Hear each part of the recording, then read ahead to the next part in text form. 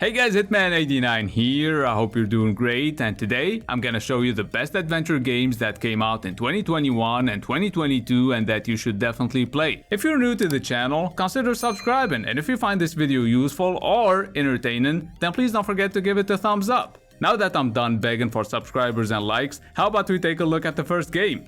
I thought I'd start with Syberia the World Before, cause it's been 5 years since we've had the Syberia game, and even though the facial animations are still pretty bad, at least this one looks decent. Just keep in mind the devs optimized the game with their feet though. That doesn't prevent it from being almost as good as the first Syberia game, and probably the best point and click game you can play this year. Oh, and it's also playable with the controller on PC, which by the way I think makes it more immersive and enjoyable. And since we're talking about controllers, you should know that Syberia the World Before is coming to consoles later this year. Now let's move on to a game with a little bit more action, cause at number 2 we have Uncharted Legacy of Thieves Collection. By the time you guys find out about this video, hopefully the game would have already come out on PC as well. Cause in case you didn't know, the PS5 version came out earlier this year and it includes both Uncharted 4 A Thief's End and Uncharted The Lost Legacy. So I obviously played the PS5 version, and apart from the improved graphics and performance, these two games actually feel good thanks to a great implementation of the haptic feedback feature that you can feel in-game, no shit,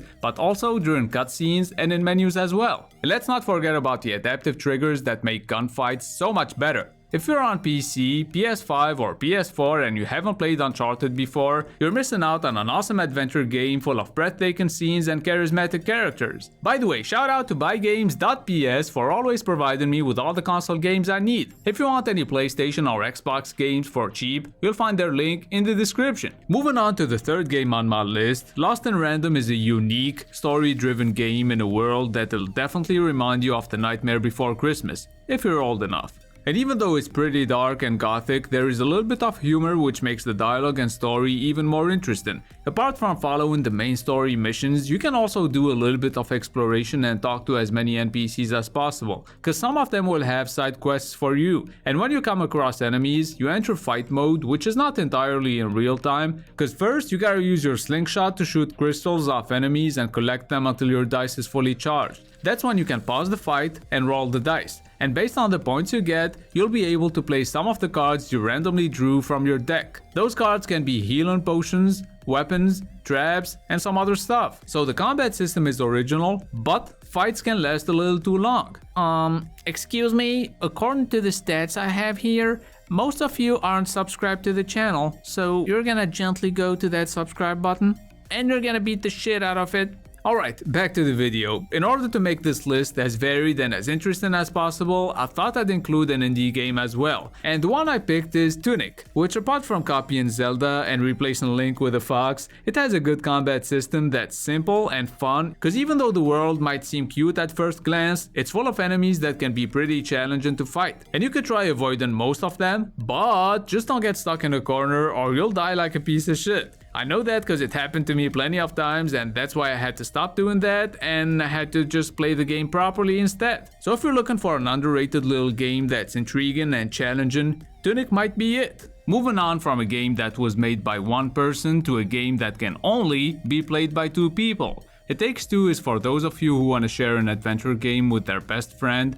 brother, sister, or significant other. But make sure they're not completely new to video games though, or you'll end up doing a lot of backseat gaming while occasionally ripping your hair out. The amount of variety in terms of gameplay here is insane. Every chapter lasts about an hour, and every 30 minutes you'll find yourself doing something completely new. So you'll be doing a lot of platforming, but also some third-person shooting, 2D fighting, flying, sailing, and so much more. So when you get to Takes Two, it feels like you just bought a huge collection of split-screen games of all genres. Plus, for those of you who want to play this online, you and your buddy will only need one copy of the game. Now the sixth game on my list is a narrative adventure game. It's made by a different studio than the one that made all the previous Life is Strange games, and unlike any other game on this list, Life is Strange True Colors can actually bore you to death.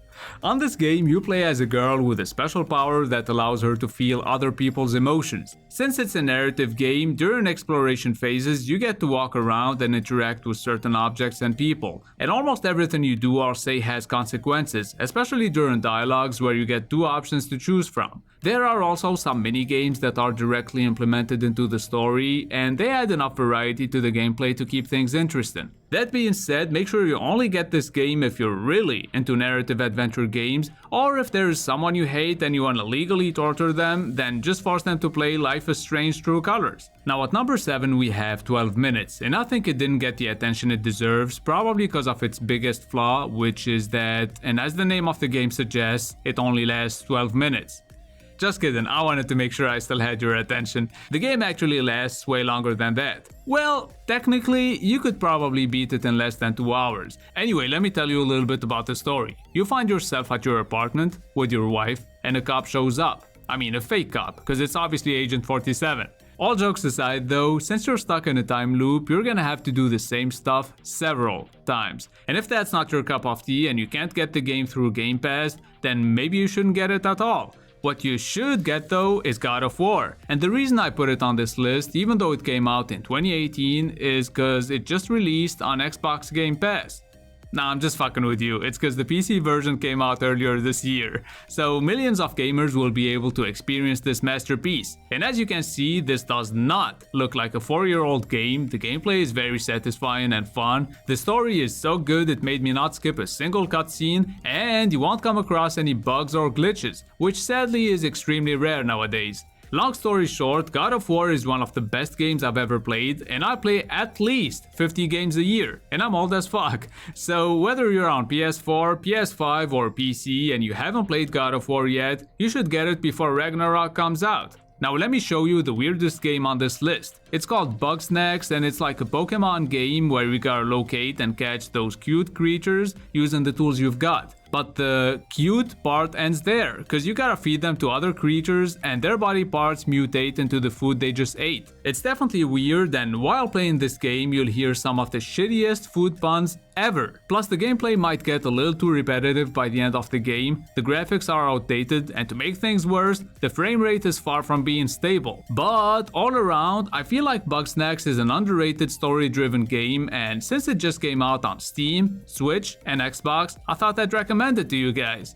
Last but not least, if you like detective games, Sherlock Holmes Chapter 1 might be just what you need. It first released on PS5, Series X and PC last year, and the PS4 version finally came out this year. This is an open world game where you play as a young Sherlock Holmes. The graphics are pretty damn good, the gameplay is also decent, there is a good disguise system, but regardless of the platform you play on, performance is gonna be an issue. But at least investigating is fun, finding clues, making deductions and accusing someone of a crime is just awesome, especially when they didn't do it. Cause on this game you can actually accuse the wrong person, have them arrested and move on to the next chapter like you didn't just ruin an innocent person's life. So if you like detective games and you don't mind them running like shit and having a lip sync job so bad that it'll make you feel like you're watching a poorly dubbed Mexican soap opera, then go ahead and get Sherlock Holmes Chapter 1. And that's gonna be it for the best adventure games you should play right now. I did my best to pick all kinds of adventure games out of the ones we had in 2021 and 2022, so I really hope you found this video useful. Hit the like button if you did, and please subscribe if you're new to the channel. It's been Hitman89, see you guys very soon.